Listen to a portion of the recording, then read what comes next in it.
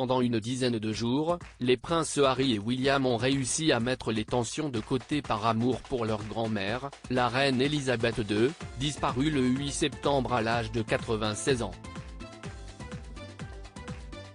Pour ce pilier en qui ils ont toujours pu avoir confiance, les frères ennemis sont donc apparus ensemble au château de Windsor en compagnie de leurs épouses Meghan Markle et Kate Middleton.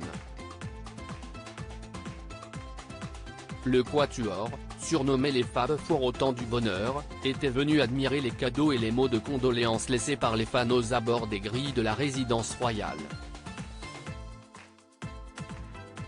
Lors des cérémonies et processions, Harry et William se trouvaient régulièrement côte à côte.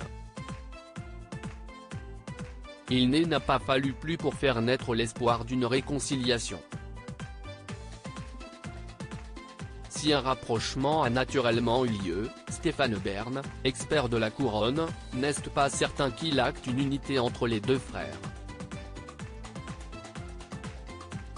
En revanche, s'il y a un changement à noter pour lui, si est-il l'amélioration des relations entre Meghan Markle et Kate Middleton. Pour lui, la rivalité n'est plus la même entre les deux femmes, je ne dirais pas qu'elle était chaleureuse l'une avec l'autre, mais en tout cas, en façade, il n'y avait plus cet antagonisme, cette méfiance qu'on a pu sentir auparavant. J'ai trouvé qu'il y avait plutôt une bonne relation entre elles, a-t-il confié lors d'une interview pour Madame Figaro. De là à les voir nouer une belle amitié, rien n'est moins sûr.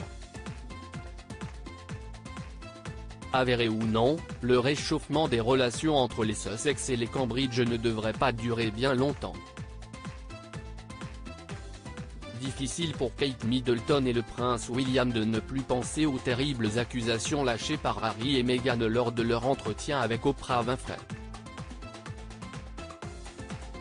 Pour rappel, la maman d'Archie, 3 ans et Lilibet, 1 an avait accusé sa belle-sœur de l'avoir fait pleurer à quelques jours de son mariage avec Harry. Ce dernier, pourtant proche et complice de Kate, a la grande déception de la duchesse de Cambridge. Le prince Harry et Meghan Markle avaient affirmé, sans donner de nom, que leur fils Archie avait fait l'objet de remarques racistes avant même de venir au monde. De quoi ébranler sérieusement la monarchie, qui n'a pas vu d'un très bon œil le déballage médiatique des anciens membres actifs de la couronne.